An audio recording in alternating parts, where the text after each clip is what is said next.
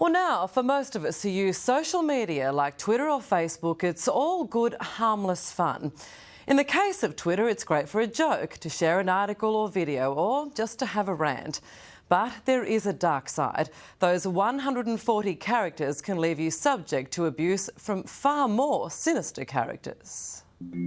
It all started innocently enough. UK feminist Carolyn Criado Perez petitioning for prominent women to be featured on British banknotes. If you don't see women in positions of power, young girls growing up think that the public sphere isn't for them. When it was announced that Jane Austen would be the new face of the British £10 note, the blogger and journalist wasn't prepared for the backlash. Well, I've just got out of prison and would happily do more time to see you buried, not scared of what you'll do. If I met you in an alley, you'd definitely get. Women who talk too much need to get raped. And they're the ones we can publish. It was really, really disturbing to find that something as small as asking for one woman on a banknote could result in such a barrage of violent threats of sexual violence. In all, 50 rape and murder threats every hour for 2 days. One's just recently come up 59 minutes ago that says, I will find you and you don't want to know what I would do when I do. You're pathetic, kill yourself before I do, #go die. Sam Mutimer from Think Tank Media blames the anonymity of social media for the huge increase in cyber trolls attacking other Facebook and Twitter users. They tend to set up separate accounts, have a different profile picture, their security settings are pretty high, so they're quite hard to trace at times. With more than 58 million tweets every single day, how many are offensive is anyone's guess.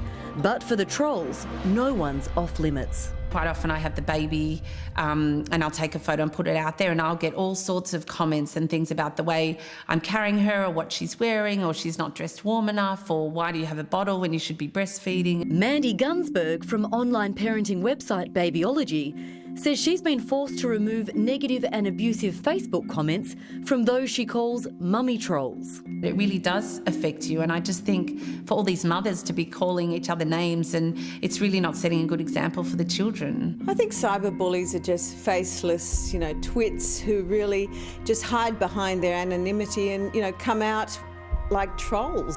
Social commentator Prue McSween not afraid to stand up to the faceless bullies.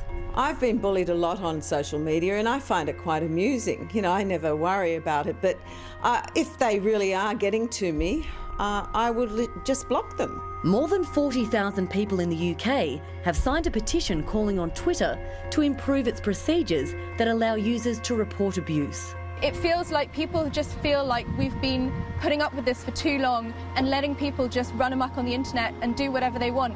A 21-year-old has been arrested on harassment charges. There's no doubt that this is getting worse.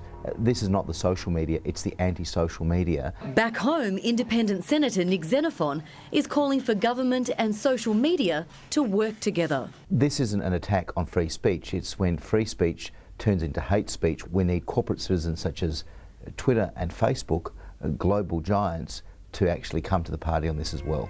Twitter has responded, in a tweet of course, saying we investigate reports and suspend accounts in breach. Also working on ways to make reporting easier. We take this seriously. We need to see some action.